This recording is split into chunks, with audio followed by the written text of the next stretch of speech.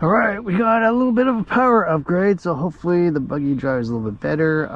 Need some other small modifications. I'll go over that at the end of the video, but I just want to see how it actually drove with some more power, because I think that's the number one thing it needs, just a little more oomph. So yeah, let's see how it actually drives.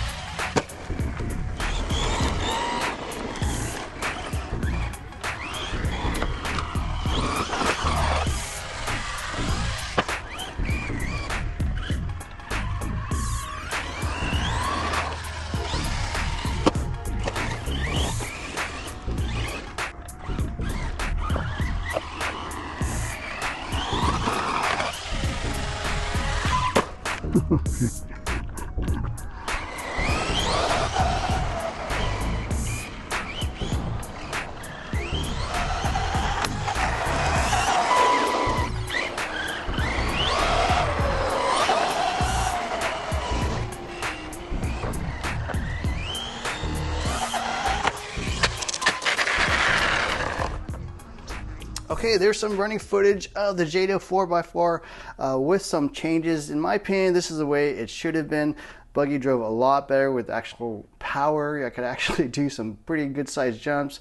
Still running on 2S, so that was all on 2S and a pretty mild system, and I was even able to do a backflip. So pretty nice to have some actual power in the JATO 4x4. The way in terms of actually drove, this is actually a very good handling buggy. It drives really nicely as a basher, at least for sure. Tires have pretty good traction. The slipper clutch worked fine. Flies through the air nicely. It doesn't roll any weirdness or anything like that. Even the suspension package I think works totally fine. These are composite GTR shocks. I thought they were the gray aluminum ones, but they're actually a new composite plastic one. So even though they're plastic, I thought they actually worked pretty well. So popping out the hood, I'll kind of show the changes I actually made.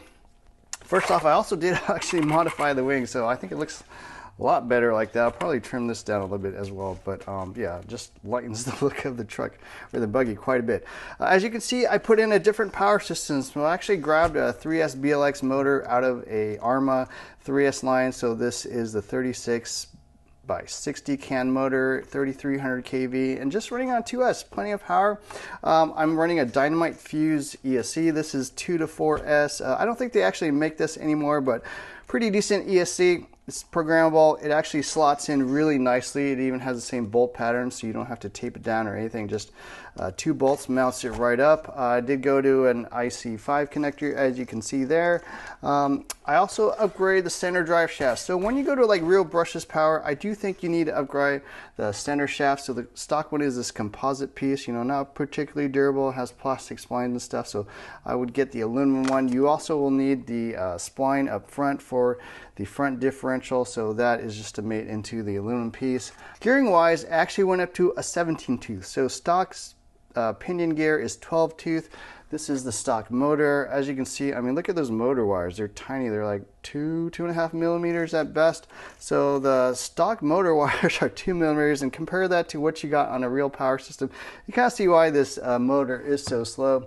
Stock ESC, again, is just a very wimpy low power unit. So getting this is going to make the biggest difference.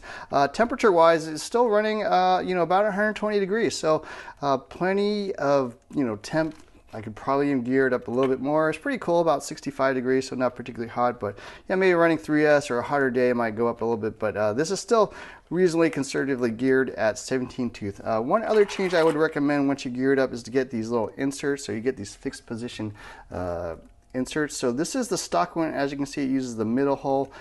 Going up to a 17 tooth, I actually grabbed a piece out of a Wrestler 4x4, so I'll have links in the description below where you can pick up all these pieces, but I do recommend that just so this motor can't move around. You just tighten that down. You don't have to crank it down super tight because this is a plastic unit, but that just helps it keep it in place without it actually moving around or anything. I didn't touch a slipper on a real 2S system. I think it works totally fine. Speed-wise, you know, it was plenty quick. I can't estimate the speed, maybe 40 miles per hour, something like that on 2S. High 30s at least, so this is substantially more powerful, works really well. Did tighten down the shock collars a little bit on these, so I think the shock package is actually really good. It's pretty solid.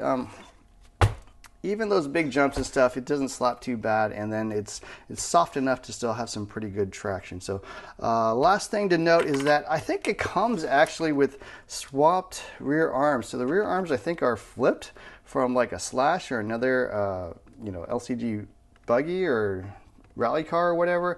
So the shocks are actually on the rear of the arms. I think the arms are swapped around. I think just to get a little bit more weight on the back, maybe so the shocks don't rub up against the body. I'm not really sure, but yeah, that's pretty much it. So there you have it. I think must-have upgrades for the JATO 4x4 brushless, I guess. This is like a true brushless system.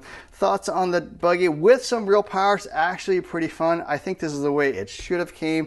You know, they would have had to add maybe $50 of the cost, and everyone's telling me that the cost of this buggy is $349, I think $95. So I think they will announce that very soon. So that's actually not too horrible a price.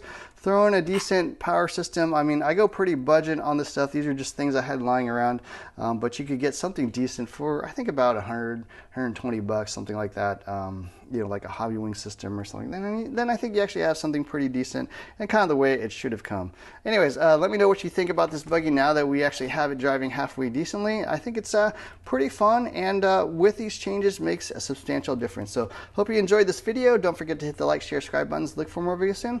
Thanks for watching.